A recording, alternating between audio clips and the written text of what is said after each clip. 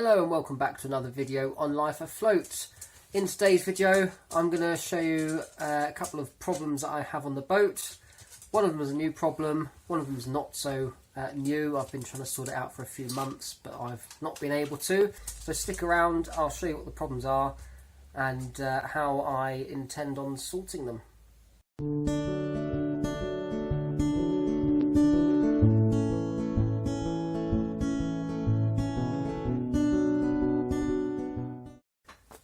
Before I get too stuck into telling you what my issues are, I have to say a huge thank you to David and Francis Tyler.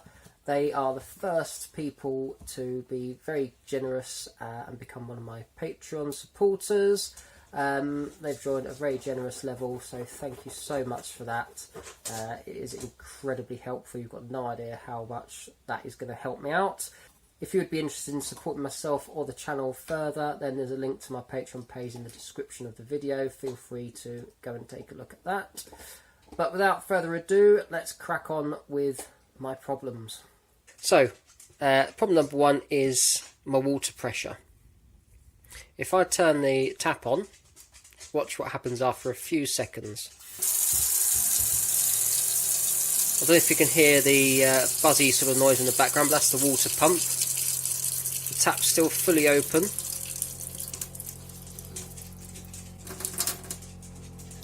And we've slowed right down to a pretty pathetic trickle of water.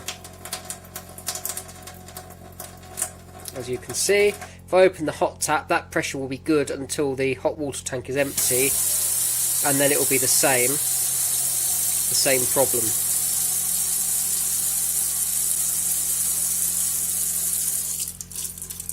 There we go. So I hope you can see this all right, because this is quite dark under here. This is the water pump set up. So up there, grey tube going into that round thing there, that's the water feed from the main water tank at the front of the boat. That round thing there is a filter.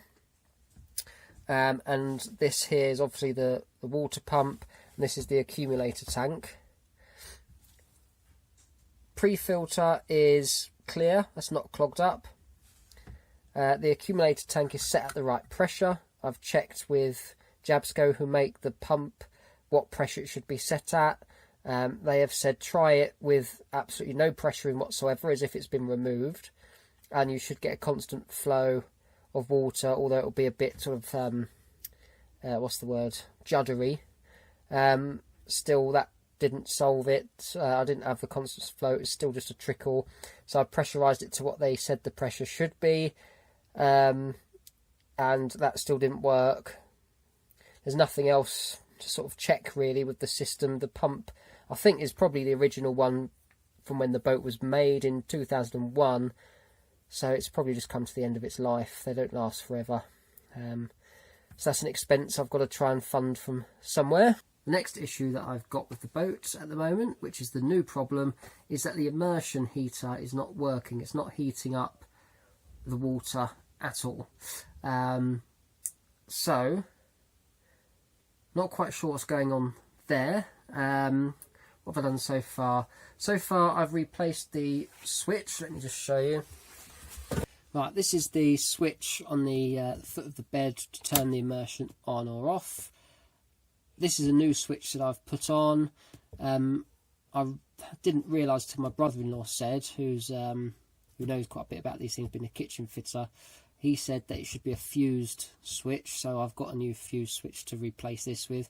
But as you can see, there doesn't appear to be any power coming to it because the light there is not on. So what I have done is I've followed the wire back from this all underneath the bed, and it leads to the engine room. This is probably quite messy, I apologise. Yes, it is. Right, leads to the engine room, and it goes into the fuse board here. This is it. I've put a little label on so I know which one it is. So I looked in here, all these were fine. This is the one, this is the trip switch for the immersion heater. I pulled that out, no loose connections. So I thought, well, maybe it's a faulty one of these. So this is a new trip switch. 10 amp, same as before. Still hasn't solved the problem. Oops, there we go. So it's not that, which is strange because power's getting to everything else in here. So it's not a power supply issue to the fuse board itself. It's an issue between here and the switch, as far as I can tell. So my plan is, the next thing to do, suggested by the brother-in-law, is disconnect the immersion from the switch, which I've shown you earlier at the bed, whack a 13 amp plug on it, and just plug it into an extension lead, see if it does heat up any of the water. If it does, then I know obviously the element is fine, and it's probably a break somewhere internally in the cable from the switch to the fuse board. Obviously, if it doesn't heat the water up, then I know the element's gone. So that's what I'm going to try and do. I'm going to get a plug, whack it on the immersion, plug it in, just see if it heats up any water. So there we have it. Those are the issues that I've got at the moment with the boat. I will hopefully, probably tomorrow, find a plug from somewhere, whack on the immersion and see if that works. If not, then I do have some cable I can change. It's just going to be a bit fiddly, feeding it round through the bulkhead and into the engine room there, and up through into the fuse board. But I'll give it a go. What's the worst that can happen? I'm not an electrician, but I'll turn all the electric off, make sure there are no loose connections. I know where it's all got to be and got to go, so I'm quite confident I'm capable of doing it. If I wasn't confident, I wouldn't try it. I'd get, well, I wouldn't get anyone else. I can't afford to. I'd just leave it. But yeah, so hopefully in my next video I'll be able to update you that I have sorted out the hot water issues. But yeah, until then, thank you very much for watching. If you haven't already subscribed, please do so. I'd appreciate that very much. Feel free to rate and comment as well, and I'll see you in the next one. Cheers.